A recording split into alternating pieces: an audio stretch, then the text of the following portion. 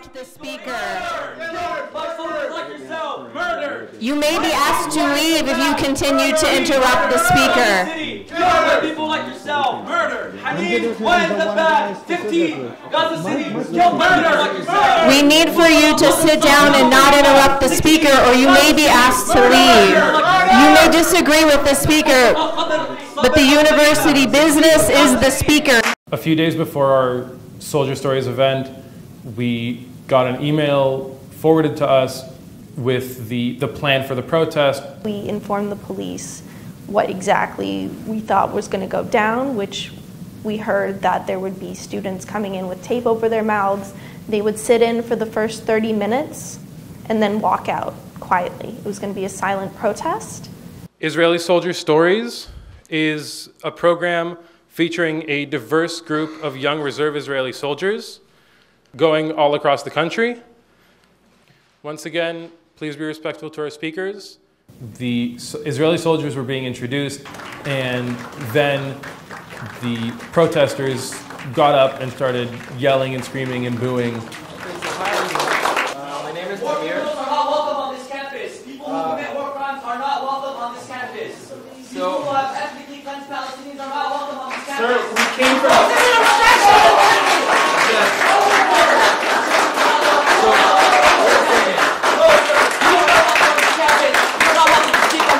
There are 2 war criminals in this building! Go ahead! Call 911! There are 2 war criminals on this office! We come to talk with you. They screamed and yelled for over an hour, calling us Nazis and murderers and war criminals, rapists. War criminal, you have blood on your hands! You have blood on your hands! Not welcome on our campus! That was just the first time I've seen something like that, and it was very overwhelming. I wasn't mentally prepared. I had to leave in order for me not to do anything. At the event, we had the Vice President of Student Affairs, along with the Dean of Students, along with the police chief, along with representatives of the Office of Student Life. You are a killer! You support genocide! Unfortunately, the police felt very understaffed, and the administration was caught very off guard.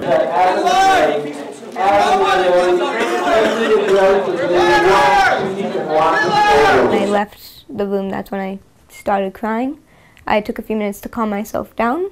There was also a mass walkout. So, because when I came back in, the room was very nearly empty. Pretty much just the people who were shouting were left, and the people in the first 3 rows. Murderers! Murderers! Murderers! We are not interested in your propaganda! We are not interested in your testifications, in your bullshit! And Palestinians don't have universities! A lot of lies said about Israel, and it was really hard to see it. I was very insulted to hear a lot of these things, to know what's really going on in Israel, and to see so much hate and incitement on the other side. Extremists, there are maybe even less than 5%, but the thing is that they are able to influence others because they're so loud, and they accuse us with so many lies that people sometimes start to believe them.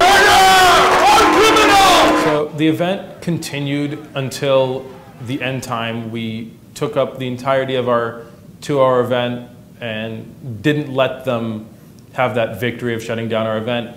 We still managed to have our students ask their questions. We still managed to have some interaction with students that were sitting there respectfully and interested. There's no element of surprise. Hamas knows where we're going to come and when, because we inform them. But you know what? That's why we're here, because this is a unique thing. We came here because we rather face terrorists that know we're going to come and are well prepared than face students like yourselves, regular people, people in hospitals and schools. We rather face terrorists that are waiting for us with these bombs than face and hurt uninvolved people.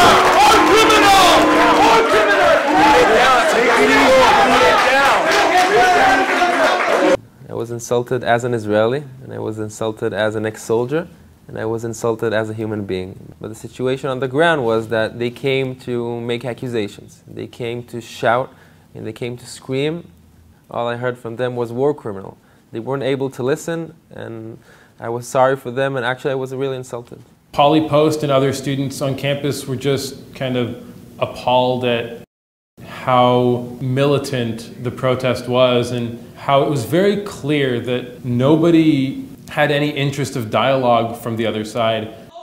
I feel bad for them, I really do, because I understand that here they don't really understand the situation. They're not well educated about the Palestinian side and about the Israeli side. So I feel sorry for them because the debate is really shallow. It's not an intellectual debate, and that's too bad for them. All of our students are now very aware of what the other side is willing and able to do to impede dialogue between us, and it's brought us closer together, and it's also done a great job in uniting us as a Jewish and as an Israeli supporting community.